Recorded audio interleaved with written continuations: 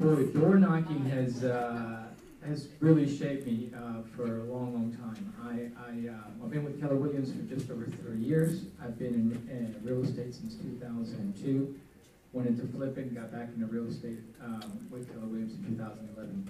So door knocking has really, I think, shaped who I am. I sold educational books door to door when I was in college at the University of Texas. I'd ship off and go to some other location and live with a host family all summer and knock on doors 80 hours a week. Paid my entire way to college. So I did quite a few sales presentations, banging on doors, and then went out to knock on doors and buy pre-foreclosures in Tucson, Arizona. Bought 118 houses in 20 months, knocking on doors. And then, I don't recommend that. It's a crazy schedule. And then here in Austin, I actually knocked on doors and found pre-foreclosures that way as well, and flipped a few that way. But I use that the technique now I just feel very comfortable in front of a door. I can knock on a door and then just talk to just about anybody about anything. So now that I'm doing the retail side, it's really easy to prospect around open houses, to prospect for listings, to prospect for just about anything. So every time anyways, we'll talk more about that. That's a little more about Jeremy. My name is Jeremy Knights. I've been with Keller Williams since May, my first month. I've been door knocking since then. Before that, I was a Boy Scout, so I'm not. I didn't do any flipping while I was a Boy Scout, but I definitely sold some popcorn. Yeah, a lot of what he said is pretty awesome. I do a lot of for my listings. I do a lot of door knocking for my listings. I do a lot of door knocking after my listings are sold, and I do prospecting.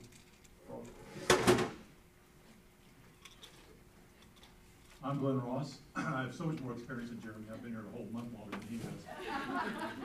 Did you get that injury door knocking? Yes, I did. Okay, thought so. That's a different story. Okay. Anyway, I got door knocked around my open houses. I consumed the MREA and practiced it. And I door knock around listings. And sometimes I just door knock around other people's listings. I'll door knock anywhere, basically. I have no pride. So gentlemen, you all are nicely, professionally dressed today. Tell us how you dress when you go out and door knock? How do you prepare? First thing is the name tag.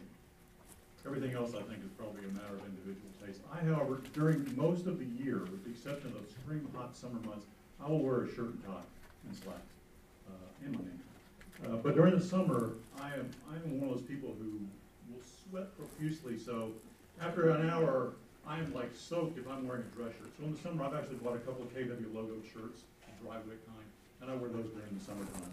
But I try to set myself apart from roofers and the window salesmen and stuff like that. So I tend to wear a shirt and tie. And the book sales guys, right? Yeah, like Tomas. Okay.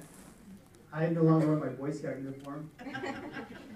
But yeah, I usually wear a shirt and tie. In the summer, I definitely go polo and try to be as professional looking as possible. Because the great thing is, even if you're sweating in the summer in Austin, which is fantastic, you get offered beer and water all the time. I think the door knocking strategy, it's like we're taught here, you time block it in the week and you decide on Sunday when you're going to do it. If you're going to decide to do it, you do it just like, farm, you're going to dominate that area. And you're going to commit that you're going to door knock consistently week in and week out and pick the neighborhoods you're going to do it in. Mentally speaking, you have to come from contributions. So you have to, an affirmation that always helped me earlier on was saying that you're never nervous when your mind is on service. You're never nervous when your mind's on service. We all get really bogged down. I'm going to go knock on somebody's door. They're going to hate me. They're going to tell me. And you get caught up thinking about me. Me. They're going to not like me. And you got to focus on them. You belong in the front door. You're there to provide better information than they already have. So it's a huge value to them to have you in that front door. And you have to believe that. You have to believe that. So in terms of how I dress and how I prepare, I try to take kind of a more laid-back approach. If I'm kind of dressed up, like wear my office stuff, I'll put on a polo shirt. I don't want to look overly, overdressed in front of their home. I just want to kind of match match them, so probably a polo shirt works. Definitely slacks, no short slacks, no flip-flops or anything. But yeah, just, polo shirt and just that side of the dress, just pretty much that. So Tomas, I'm gonna ask you something. So let's assume that you door knock for all kinds of reasons. When you say you come from contribution when you knock on the door, tell us specifically what you bring or what you deliver. So I'm door knocking for, open houses, for example. I'm gonna do an open house, I'm gonna knock down the street. I know that when I'm knocking on the door, I'm telling the homeowner, hey, there's an open house on the street, tell a friend, you know what, I'm already thinking that I wanna engage them in a conversation on who do they know that wants to live in the neighborhood. So I engage them in that sense. So I'm providing valuable information about the neighborhood. I bring a CMA with me when I knock on doors around open houses. I drop that off as well. And I usually pick up one or two, people that end up on my database that way, that I'm always thinking what I can provide for them. And the neighbor, the conversation usually turns to what's going on in the market. They're asking me for data, they're asking me for information, so I'm just providing them that. At the same time, when you do it enough, you become, we read people, we're in sales, so we read people for a living. You guys realize that. You read people for a living and you determine who's with you, who's not with you.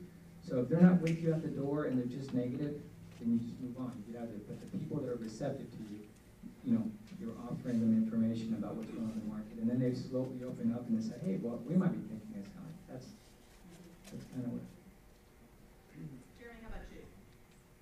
I do open house, like you said. I like to actually prospect my neighborhood, so I will build a flyer with just some picture of the homes that have sold. I usually ask the agents just if I can use those pictures first. And then I take some of the stats. I never take any sold stats on my flyers. I'll write whether it's sold at list or above list. I never write what it is. And then I'll walk around door knocking. I usually have a script, and I'll say, hey, normally I do a lot of open houses in the neighborhood. Have you seen any of my signs? And then if they say this, hey, look, by the way, since I live in the neighborhood, would you like to know some of the stats of what's selling in our neighborhood? I know I like to be on top of the sales. Would you like to be on top of the sales? And then typically they say yes, and I say, hey, look, I built this awesome flyer, and I show them my iPad. I go, if you'd like a copy, I can start emailing you a monthly copy. Would you want me to email you a monthly copy? And so a lot of times I'll get really good emails that way, and I'll stay in touch with them. Then I'll go back through, and when I do have an open house, I'll be like, hey, me again. I have an open house this week. I know we talked a week ago, and you said you wanted to know what's going on. I got a cool open house. Why don't you stop by? So that's typically what I do. So you just repetitively do that in your neighborhood? Yeah, I mean, why not? My faith, there's 2 other realtors in my neighborhood that nobody knows about, only I know about because I knock on the door. I love that. Len, how about you?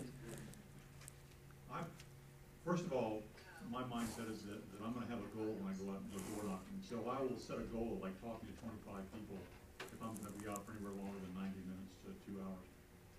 I like to door knock.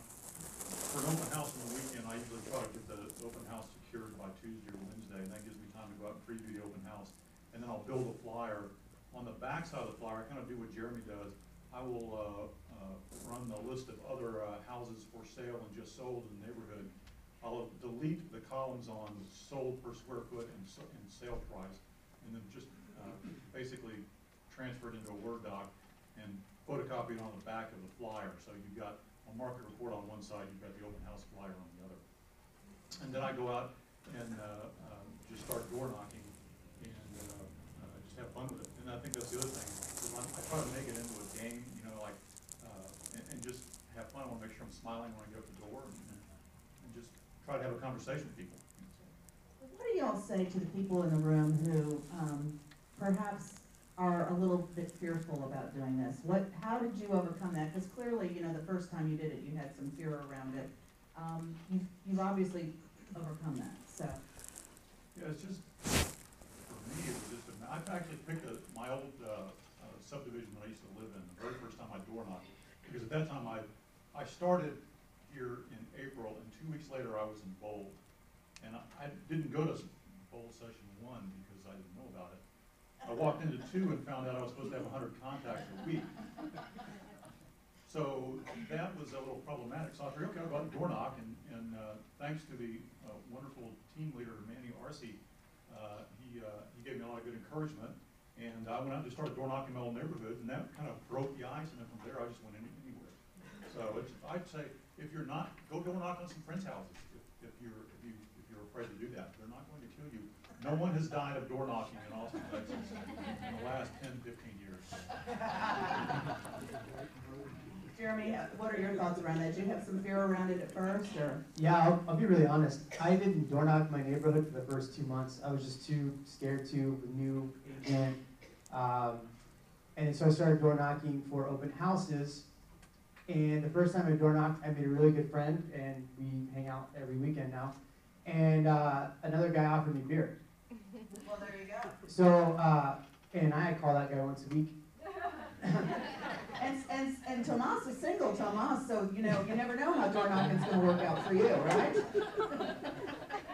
I can't help myself. I would say if you're nervous about door knocking,